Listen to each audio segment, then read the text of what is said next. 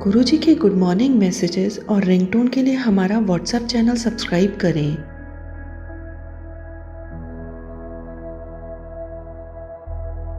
काशीपुर गांव में एक कुम्हार रहता था जिसका नाम हरिया था।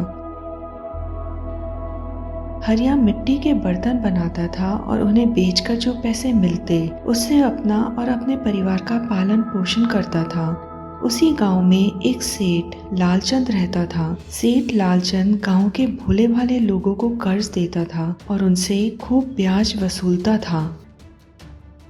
हरिया ने भी उससे अपनी बेटी की शादी के लिए कर्ज लिया था और बर्तन बेचकर जो पैसे मिलते उससे वह धीरे धीरे सेठ से लिया गया कर्ज चुका रहा था। लेकिन सेठ लालचंद की नीयत खराब थी। वह धीरे धीरे ब्याज की रकम बढ़ाता जा रहा था। एक दिन हरिया सेठ लालचंद को ब्याज की रकम देने उसके घर पहुंचा। सेठ लालचंद ने उससे कहा कि यह क्या है, सिर्फ 700 रुपए? तुम्हें मुझसे कर्ज लिए 4 साल हो गए हैं। मैंने तुम्हें कहा था कि तुम हर महीने इतना ही ब्याज देते रहना, लेकिन तुमने पिछले कुछ महीनों से उतना ब्याज नहीं चुकाया। आप सभी तरह की वीडियोस को लाइक करते हैं। हम भी आपसे आशा करते हैं कि अगर आपको गुरुजी की यह वीडियो अच्छी लगे तो कमेंट बॉक्स में वाहे गुरुजी लिखें और इसे लाइक करें। हरिया ने सेठ से कहा कि अभी 2 महीने पहले ही उन्होंने ब्याज 2 गुना बढ़ाया था। सेठ ने यह सुनकर हरिया से कहा कि उसे नहीं पता था कि वह उसे पैसे वापस देने में इतनी देरी करेगा, इसलिए उसने हर दूसरे महीने से ब्याज की रकम बढ़ा दी। उसने कहा कि इस बार तो वह 700 रुपए रख रहा है, पर अगले महीने से उसे 900 रुपए देने होंगे। सेठ जी, यह तो बहुत ज्यादा है, मेरे लिए घर चलाना बहुत मुश्किल हो जाएगा। देखो हरिया, मुझे यह सब नहीं पता, मुझे तो हर महीने 900 रुपए चाहिए, नहीं तो मुझे जबरदस्ती तुम्हारा घर लेना होगा। ठीक है सेठ जी, मैं आपको हर महीने 900 रुपए देता रहूंगा, पर मेरा घर लेने की बात न करना। मेरे पास तो एक ही छत है, अगर आप यह भी ले लेंगे तो मैं और मेरा परिवार कहाँ जाएंगे। यह कहकर हरिया अपने घर वापस चला गया। घर आकर हरिया ने अपनी माँ को सब बातें बताई जो सेठ लालचंद ने उससे कही थी। मैंने तो तुमसे पहले ही कहा था कि यह लालचंद एक अच्छा इंसान नहीं है, इससे कर्ज न लेना, पर तुमने मेरी बात नहीं सुनी। सेठ लालचंद तो बस गरीबों का खून चूसना जानता है। हरिया ने कहा कि उसके पास और कोई रास्ता भी नहीं था, उसे और मेहनत करनी होगी, ज्यादा से ज्यादा बर्तन बनाने होंगे ताकि उन्हें बेचकर वह ज्यादा से ज्यादा पैसे कमा पाए। हरिया यह कहकर बर्तन बनाने लग गया। बर्तन बनाने के बाद उसने बर्तन सूखने के लिए रख दिए और सूखे हुए बर्तन बेचने के लिए बाजार ले गया। परंतु दिन भर मेहनत करने के बाद भी वो ज्यादा से ज्यादा 15-20 बर्तन ही बना पाता। उन्हें बेचकर जो पैसे मिलते वह उन्हें अपनी माँ को जमा करने को दे देता। अब हरिया दिन रात मेहनत करने लगा। वह दिन रात बर्तन बनाने लगा, जिस वजह से वह बहुत थक जाता था। एक दिन हरिया अपने आंगन में बर्तन बना रहा था। उसी समय एक व्यक्ति उसके पास आया और उससे कहा, बेटा, मैं अपने साथ थोड़ी मिट्टी लाया हूँ और मैं चाहता हूँ कि तुम मेरे लिए इस मिट्टी से एक सुंदर बांसुरी बनाओ। हरिया ने कहा कि बाबा, मिट्टी की बांसुरी क्यों? बांसुरी तो बांस से बनती है। कि बेटा, मैं जानता हूँ, पर मैं चाहता हूँ कि तुम मेरे लिए मिट्टी की बांसुरी बनाओ। ठीक है, आप मुझे मिट्टी दे दो, मैं इससे आपके लिए सुंदर सी एक बांसुरी बना दूंगा। आप इसे कल तक ले जा सकते हैं। उस व्यक्ति ने हरिया से कहा कि वह कल आएगा। यह कहकर वह बाबा वहाँ से चला गया। बाबा के जाने के बाद हरिया ने मिट्टी से बांसुरी बनाना शुरू किया।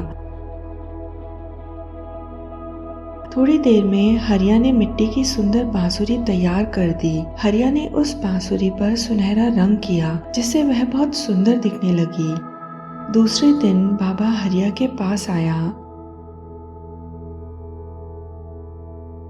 और कहा, हरिया, तुम यह बांसुरी रख लो और मुझे यह घड़ा दे दो। हरिया ने कहा कि बाबा, आपने तो मुझसे मिट्टी की बांसुरी बनवाई थी, फिर आप यह क्यों नहीं ले रहे हैं?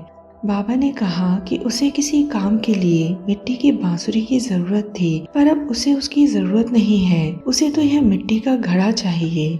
हरिया ने मिट्टी का घड़ा बाबा को दे दिया और बांसुरी अपने पास रख ली। बाबा के जाने के बाद हरिया अपने घर के बारे में सोचने लगा कि वह सेठ का कर्जा कैसे चुकाएगा। तभी उसकी नजर बांसुरी पर पड़ी। उसने उसे उठा लिया और बजाने लगा।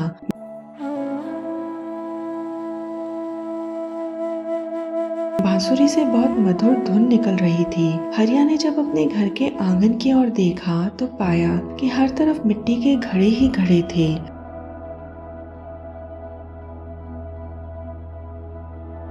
हरिया को कुछ समझ में नहीं आया। उसने फिर से बांसुरी बजाई।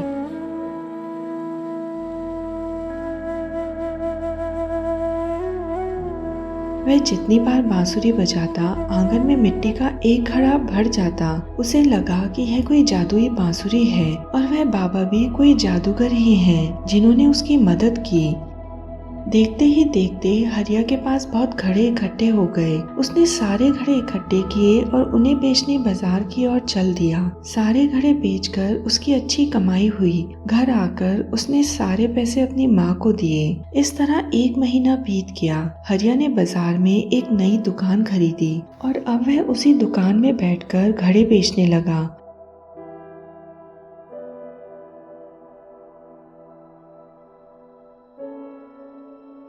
उसकी दुकान पर तरह तरह के घड़े थे और घड़े खरीदने के लिए उसकी दुकान पर हमेशा लोगों की भीड़ लगी रहती। उस महीने हरिया की खूब अच्छी कमाई हुई। उसने सारा पैसा अपनी माँ को देकर कहा, माँ यह पैसे रख लो, कल सेठ लालचंद को ब्याज की रकम देने का दिन है।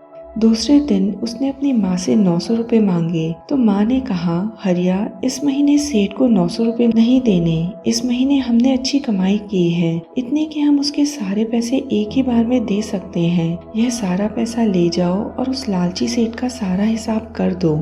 हरिया ने अपनी माँ की बात मान ली और सारा पैसा लेकर सेठ लालचंद का हिसाब कर दिया और कहा कि सेठ जी मैंने आपका सारा पैसा दे दिया है, अब मेरा कोई भी कर्ज बकाया नहीं है। सेठ ने कहा कि यह सब तो ठीक है, पर मुझे बताओ कि तुम्हारे पास अचानक इतने पैसे कैसे आए? कल तक तो तुम 700 रुपए देने के लिए भी आनाकानी कर रहे थे और अब तुमने सारा ब्याज एक बार में ही चुका दिया। हरिया ने कहा कि सेठ जी इस बार मुझे अपने व्यापार में बहुत मुनाफा हुआ है। आपने मेरी गरीबी और मेरी मजबूरी का बहुत फायदा उठाया, लेकिन बस आज के बाद मैं आपसे कभी उधार नहीं लूंगा। मैं गांव के भोले भाले लोगों को भी कर्ज लेने से मना कर दूंगा, क्योंकि मुझे पता चल गया है कि आप उनकी मजबूरी का फायदा उठाते हैं। पहले झूठ बोलकर कर्ज देते हैं, फिर कर्ज का पैसा बढ़ाकर लोगों की मजबूरी का फायदा उठाते हैं। इतना कहकर हरिया वहाँ से चला गया। उसने गांव पहुंचकर गांव के लोगों को सेठ लालचंद के बारे में सब बता दिया। सब कुछ सुनकर लोगों ने सेठ से कर्ज लेना बंद कर दिया। अब हरिया गांव के लोगों को कर्ज दिया करता था, वह भी बिना ब्याज के। गांव के लोग अब बहुत खुश थे। बाबा की दी हुई बांसुरी से केवल हरिया की जिंदगी ही नहीं बल्कि पूरे गाँव की जिंदगी बदल गई थी। सतनाम श्री वाहिगुरु।